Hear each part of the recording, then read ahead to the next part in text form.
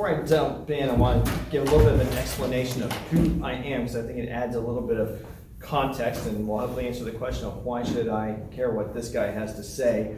I am talking on a military topic. I am a recovering military public affairs officer. I retired after 20 years in the U.S. Army last fall, and I'm loving not having to say, these opinions do not represent the Army. I'm also a bit of a hobbyist civil and military relations scholar. I recently wrote my dissertation on the political nature of the military and the space between military policy and actual culture within the military when it comes to what service members can express on political topics. These days, vocationally, I'm in entrepreneurship. I'm a coach who tries to help leaders to find their spine. People who think like us to actually act like it and stop hiding, so that hopefully we can have more great conversations like this. I'm going to be talking to you about the founders' fears of standing armies realized, and how the theory of the apolitical military enables what I call strong political institutionalism. I'm going to argue further that this whole theory of the military as being apolitical, and I will air quote that almost every time, is unrealistic, ahistorical, and impossible to obtain, even if we wanted to. That it enables strong institutionalism within the force. I'll explain what that means in a moment. And that it furthermore enables totalitarianism within the force. More on that in a moment. My aim is to take you on a journey through this cultural narrative within the military institution, how we got there, and talk about the impact that it has on our fellow citizens in military uniform. So I'm sure most of you in the room have probably at some point heard senior military officials. If you've seen Mark Milley, even recently in the news, he likes to talk about how we are apolitical and everything we do is for the Constitution, even as we are calling the Chinese, right? This word apolitical is meant to signal this idea that there is this stalwart, impenetrable wall between the military and anything related to politics, between the military and any domestic competition in the U.S., between the military and the populace.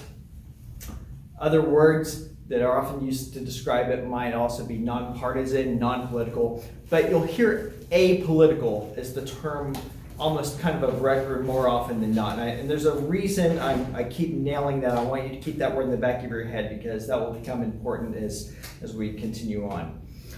And this really gets us into a paradox, because how do you have the military that, as Clausewitz says, enforces policy through force of arms that is political, and it's saying it's not? I don't think I need to explain to anyone in an event like this what constitutes politics. We all know that if you're dealing with someone standing or civic agency or access to resources or access to be able to be in a place and not to be displaced by someone else, we all know that those things are related to political power. That goes without saying. And furthermore, when you understand that, you can know that the military itself, it deals in all those realms, right? How can it possibly be apolitical if it deals in things every day that are related to politics? It is a policy enabling agency. It is a policy producing agency. It exerts political will upon its members, how they can live, how they can groom themselves, what they can and cannot do. And at times it's even a law-following agency as well. Karl von Clausewitz, the famed Prussian military philosopher of the 1800s, wrote that war is an extension of policy after observing the Napoleonic campaigns, and that was not a controversial thing to assert at the time. Every military philosopher who's worth his salt has observed from the first time rock was thrown between competitors in antiquity in a state of war that you're trying to exert war through military force. Furthermore, the Defense Department's budget places it in competition with the top 20 countries' GDPs around the world.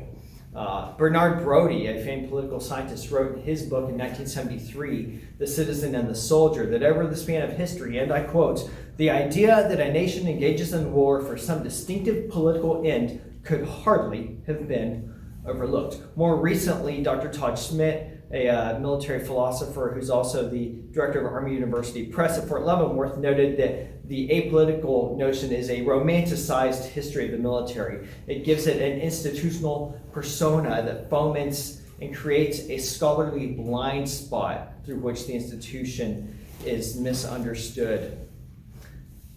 It's flat out unrealistic historically. I think you all know about our history as Americans that our ancestors viewed the military with suspicion. They did not like the idea of standing armies among us. We were initially based on a militia system where states were required to maintain a certain cadre of trained men who could then be absorbed into a national army in time of war if needed. Give some examples. In 1816, the size of the standing army was only 16,000, which is less than a division today. But moving forward, we had the Civil War years. Over 1 million soldiers were brought in. After the Civil War, we demobilized most of that, take it back down to 75,000. Again, we're not wanting a large standing army. World War I, we skyrocket up to 3 million. Afterwards, down to roughly 256,000. World War III, over 12 million in the military. 8% of the US population at the time. And it's at this point that America takes a turn and the public embraces a form of militarism. We're not going to disband this thing like we did before. And it has remained at over 1 million ever since. Fast forward to that, we had the Department of War switching to the Department of Defense in 1947, the reorganization of the Army and the Navy into the Department of Defense around that time, the creation of the Joint Chiefs and the chairman of the Joint Chiefs of Staff. And then in 1957, actually we'll come back to that in a moment. And we've stayed rather high. Even right now, just the Army itself is over 500,000, not including the other services. When we think about regulations and rules, though, in 1776, the Articles of War stated that soldiers, and I'm going to quote here, were prohibited from traitorous or disrespectful words against the authority of the United States and Congress assembled or the legislature of any of the United States in which he may be quartered. So early on from the very beginning, it was understood that when you assumed the soldier, even though, as Washington said, you didn't lay aside the citizen, you still had some limited restrictions on your words. Essentially, you couldn't say really bad things about the president. Goes without saying, pretty easy to understand. In 1806, this was revised in the Articles of War to prohibit contemptuous or disrespectful words, essentially changing the language from the initial restrictions of 1776. Moving forward to that, we have a long, long time to 1895, when the regulations for the Army of the United States prohibited any effort to, and I quote, influence legislation affecting the Army. And this provision remained in effect until 1917. And of course, that provision is no longer in effect, and we see the military playing an active role in soliciting what its budget will look like. During the Korean War in 1951, the prohibition on contemptuous speech was actually changed and merged into the new Uniform Code of Military Justice as Article 88. And into that, this is again following the Second World War, when now the military is going to stay above 1 million, and now we have this large construct that Dwight D. Eisenhower will later in 1963 warn us about, the coming military-industrial complex. And it's in this realm that in 1957, the real shebang happens. Samuel Huntington writes The Soldier and the State.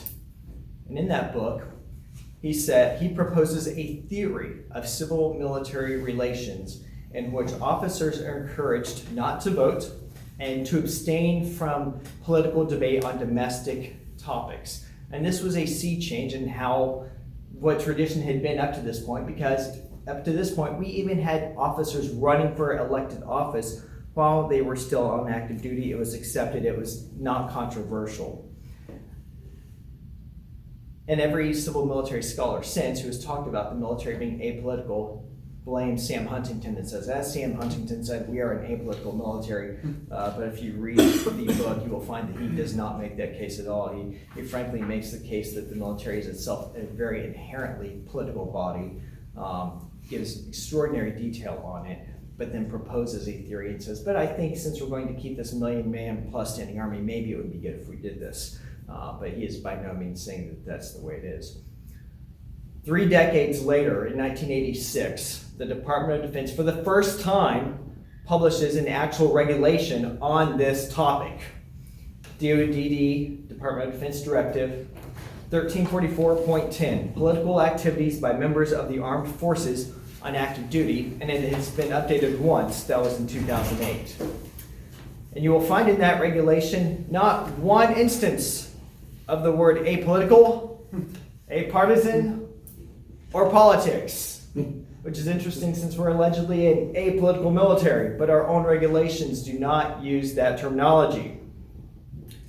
This regulation does place limits on actions pertaining to what they call partisan speech. And by partisan, if you're endorsing a candidate in your official capacity, in uniform, who is aligned with a party, and of course all candidates now pretty much are, that would be a violation. But you still have your personal rights of endorsement and your personal rights of giving money and voting, and of course those things. Yet there's a narrative creep that has made this apolitical term part of our national discourse, and certainly across the institution. I will say though, there is a catch-all phrase in this regulation. Even though it doesn't say we're to be apolitical, it says refrain from openly partisan speech, but there is a catch-all statement that says at the end, all things contrary to the spirit of this regulation are a violation.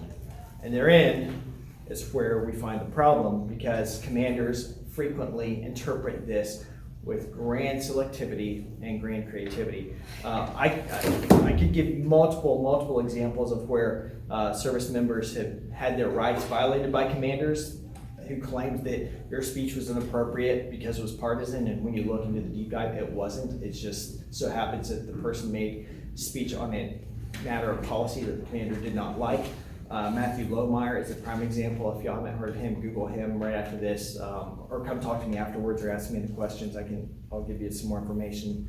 But there have been so many examples, especially in the last 8-10 years, as the military leadership turned to a more progressive way of thinking, that conservatives and the force people of traditional morality, traditional belief have had their feet held to the fire under this regulation, while people expressing more progressive points of view were let go because, you're just speaking your mind, being authentic, sharing thoughts on social orders of the day.